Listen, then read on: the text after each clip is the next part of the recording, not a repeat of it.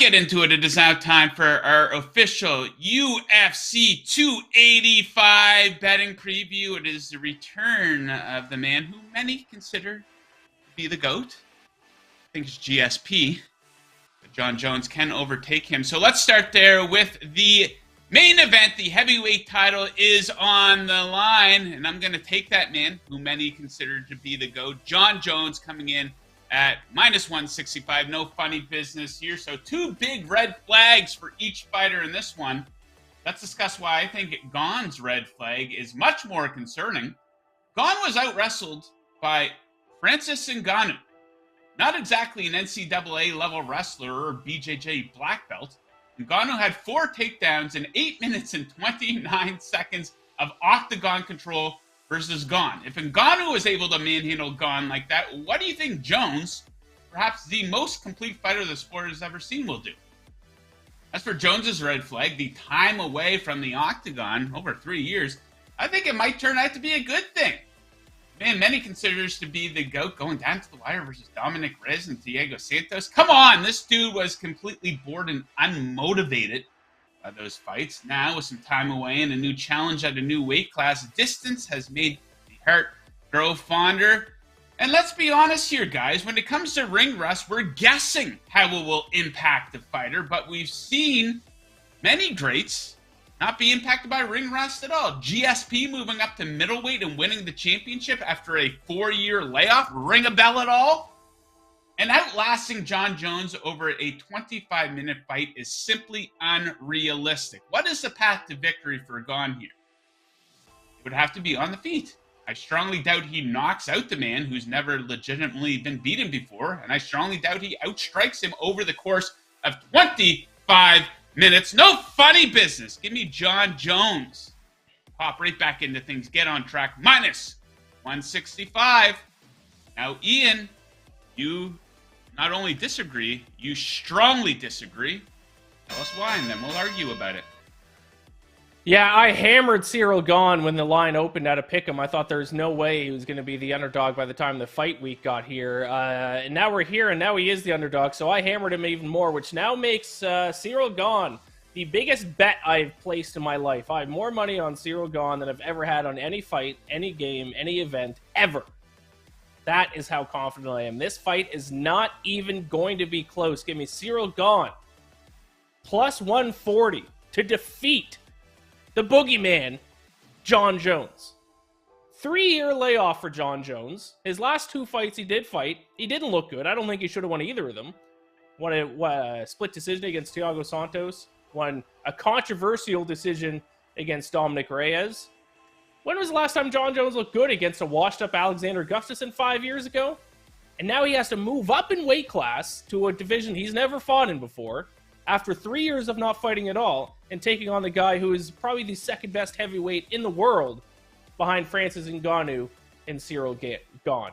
I think this is a no-brainer bet. Jon Jones doesn't have the power to fight at heavyweight. Now, if he did take on a guy who's big and slow and just kind of stumbles around the octagon at heavyweight, which a lot of those guys do exist at that weight class, and maybe I'd take Jon Jones because he has the speed and footwork to just be able to dance around him on way to a decision victory, but he can't do that against Ciryl Gane. This is a nightmare matchup for Ciryl Gane. He has the footwork, he has the speed of a light heavyweight, Gane does, but he also has the power of a heavyweight. I don't see where Jon Jones has an advantage in this fight. Sure, Gane got taken down by Francis Ngannou, but Francis Ngannou is a whole different animal than Jon Jones in terms of strength. I don't think Jon Jones can wrestle him. I don't think he can knock him out. I don't think he can win via decision. This is a no-brainer bet for me. The biggest bet I have placed in my life. Ciryl Gane +140. Yeah, I think when Ian makes these proclamations about the biggest bets he's made in his life, I think he's got about a 100% failure rate on these. I remember once upon a time, Chris Cyborg going up against Amanda Nunes. Ian would not shut up. That was probably previously the biggest UFC bet he ever made in his life on Chris Cyborg. She got absolutely starched. Leading up to this fight, that still took the top spot as the biggest bet I've placed in my life. So this is what, 5-6 years later now. this fight has officially overtaken Chris Cyborg, who was the biggest bet I placed in my entire life. And yeah, Chris Cyborg lost in the first round by knockout. I will say, though, what is now the third biggest bet of my entire life was LSU in the national championship game against Clemson. So I'm 1-1 out of my top 2 biggest bets of all time. But you're right. Most of the time when I place a big bet, it goes terribly wrong. So we'll see how it goes on Saturday. Yeah, I don't totally disagree that it's a bad number on Gane. That wrestling about a year ago versus a compromised Francis Ngannou, that is a huge concern. The ring rust, we're guessing. Some guys are impacted by it. I think it impacts Conor McGregor, for example. But a lot of guys, GSP won the middleweight championship. Dominic Cruz returned once after a big layoff. Had a couple good performances. So, yeah, agree to disagree. Hopefully, we get a good fight there on Saturday night. That one. Okay, let's drop down one fight to the co-main event. The women's flyweight title is on the line here, and I think this is the best bargain on the entire card. Valentina Shevchenko by KO/TKO going off at plus 220. Are you kidding me? What a bargain. So plus 220 on this prop for a fighter that's minus 800 to win? That must indicate she's not much of a finisher, but that couldn't be further from the truth. She's won 3 of her last 5 via strikes, and this is a tailor-made opponent for her because aggressive strikers get got versus the bullet. Laura Murphy, Jessica Andrade, Shakugi, and Jessica Ai, all aggressive fighters that come out throwing. Shevchenko found a spot versus all 4 and finished all 4 with punches, kicks, and elbows. And Grasso, she is way too aggressive and she gets hit way too much. Absorbs 4.02 significant strikes per minute. Not good. The bargain of the card for UFC 285 Shevchenko by TKO/KO plus 20. Ian, what are you looking at next? Next up, I'm going down to, I believe this is the prelim main event. Trevin Jones against Cody Garbrandt. I'm going to go under 1.5 rounds in this fight, which you can get at even money. First things first, and this is the obvious point that everyone knows, Cody Garbrandt's chin has gone. It's disappeared. It's no longer there. 4 of his last 5 losses inside the UFC have come via KO/TKO. And we all know, anyone who's watched mixed martial arts for any extended period of time, we all know, once your chin is gone, it is near impossible to get it back.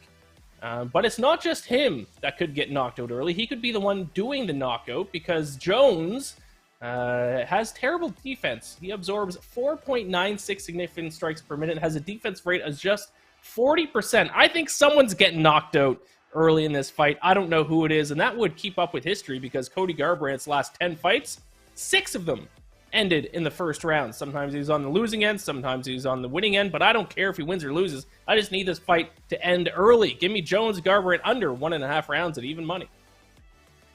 Yeah, I'm with you on that one. That would be my 4th favorite bet for the card. It didn't make the cut into my top 3, but Cody Garbrandt totally washed up. The UFC tried to give him a big push once upon a time, but this looks like they're trying to give him a little bit of a layup with this opponent. So, yeah, that one should be a quick fight. Another fight I don't think goes the distance. My 3rd favorite bet of the card. It's the big Gamrot Jalin Turner fight, a big lightweight fight here. I'm going to take under 2.5 rounds. Well worth the price tag at minus 150. So check out Turner. 15 of his 18 career fights have been finished in under 2.5 rounds. This includes 8 of 9 in the UFC. It's kill or be killed in Turner fights. Gamrot is a finisher as well. He's finished 3 of his last 5 in the UFC. We should expect a fast-paced fight with high-volume striking here. Turner's all action, landing 6.48 significant strikes per minute, but this leads to getting hit a lot, and Gamrot is not trigger shy, as we know. And strong takedown defense could keep this fight standing. 90% takedown defense from Gamrot, 77% from Turner. Be surprised if a lot of time is spent on the ground. As we know, time on the mat often chews up a lot of clock and can hurt an under bet. Don't expect a heavy wrestling or grappling affair here. Under 2.5 rounds for Gamrot Turner. Minus 150. Okay, Ian, bring it home for us. Your final pick. Going with a women's fight on the prelims here. I'm going to take Amanda Ribas, -120, against Viviane Araujo. Did I pronounce that right? Araujo? Is it Ribas? So. Is it Ribas? Ribas. Whatever the case is, I'll take Ribas -120. Huge defensive advantage for her here. She only absorbs 2.57 significant strikes per minute with a 70% defensive rate. Araujo absorbs 5.33 significant strikes per minute with a 56% defensive rate. So a big defensive advantage here for Ribas. Also, I think she's pretty underrated in the UFC. 5-2 inside the UFC. She has impressive wins over Mackenzie Dern, Randa Marcos, Paige Van Zandt. Remember her? That's a name I haven't heard for a while. She did just lose a split decision to a very tough Caitlin Chookagian. And Araujo is going to have some takedown issues. That's what she has kind of relied on over the last few fights. But Amanda Ribas has an 88% takedown defense. Also is a Brazilian Jiu-Jitsu black belt and has submissions in her toolkit, obviously, which comes when you're a black belt in Brazilian Jiu-Jitsu. So I'll take Amanda Ribas -120. Ribas. Yeah, exciting young fighter. I think we'll be competing for a title, a championship here one day. So we put a poll up on the Vegas Insider Twitter feed asking people to weigh in their thoughts on the main events. And yeah, I mean, Jones, he's -165. So of course you would assume that the majority of the people would be on him. That is the case here at 60.2%. Now, this opened at close to a pick. Wasn't Jones? It was a pick. Jones, yeah. So man, you have missed the boat. As we know, getting your bets in is all about timing. I know a lot of people, like when they announced this, 2 months ago, it became official. Probably not a lot of appeal for a lot of people to get a bet in right away. But if you did on Jones, hey, you're smiling. He's got to go on to win the fight, of course. But yeah, one thing that I think that this fight could actually go the distance. Jon Jones has become a little bit of a decision machine over his last couple fights, at least. I don't think Gane has incredible knockout power by any means. But yeah, I'm just playing it safe and going to take Jones -165. So something I want to discuss here, Ian,